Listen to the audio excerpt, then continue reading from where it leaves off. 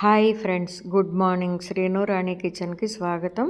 నేను ఇక్కడ కొబ్బరి పచ్చడి చేయటం కోసం పచ్చిమిర్చి అయితే వేయిస్తున్నాను. కొబ్బరి ముక్కలు కూడా రెడీ చేసుకుని అందులో ఉప్పు అనేది యాడ్ చేశాను, పచ్చిమిర్చి కూడా వేశాను. అది కొబ్బరి మిక్సీ వేశాక పోపు దినుసులు, కరివేపాకు, ఎండుమిర్చి వేశాను. ఇంకా ఇక్కడ వచ్చేసి నేను పెరుగు చేద్దామని మర్చిపోయి నేను ఇక్కడ మజ్జిగ పెరుగు అనేది మిక్సీ జార్లో మిక్సీ తిప్పాను.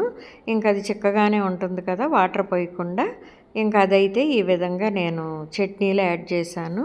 వీళ్ళకు కొబ్బరిలో పెరుగు వేసి చేస్తే చాలా ఇష్టం. పాలు కూడా వేసి చేస్తూ ఉంటాను, అది కూడా మీతో షేర్ చేసుకున్నాను ఇంతకుముందు. ఇంకా ఇది గుంత పొంగనాలు వేద్దామని దోసపిండి, క్యారెట్, ఉల్లిపాయ, పచ్చిమిర్చి, కొత్తిమీర, కరివేపాకు, జీలకర్ర రెడీ చేసి ఉంచుకున్నాను. ఇదిగోండి, దోసపిండి ఒక బౌల్ కాకుండా 1.5 బౌల్ అయితే తీసుకున్నాను. మళ్ళీ చాలదనిపించింది. ఇంకా వీడియోలోకి అయితే ఒక బౌల్ చూపించాను. ఉల్లిపాయ, జీలకర్ర, ఇంకా క్యారెట్, పచ్చిమిర్చి, కరివేపాకు కూడా ఈ విధంగా కట్ చేసుకుని మనం ఆ బ్యాటర్లో, దోశ బ్యాటర్లో వేసేసుకోవటమే. మొత్తం ఒకసారి కలుపుకోవాలి. ఈ విధంగా కలుపుకున్న తర్వాత దీనిలో అయితే మనం ముందు రోజు వేసిన దోసపిండి కాబట్టి వంట సోడా కానీ ఏమీ వేయవలసిన అవసరం లేదు.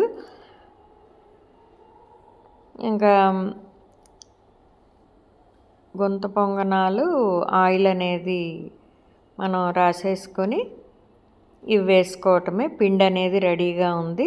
ఇంకా అందులో దోసపిండిలో ఉప్పు ఉంటుంది, కానీ ఉల్లిపాయ, కొత్తిమీర ఇవన్నీ యాడ్ చేసాం కాబట్టి కొంచెం తగ్గుతుంది. కాబట్టి కొంచెం ఒక 1/2 స్పూన్ అనేది మళ్ళీ యాడ్ చేశాను. ఇంకా గుంత పొంగనాలు ఈ విధంగా పెట్టి మూత పెట్టి మనం 2 వైపులా కాలనివ్వాలి.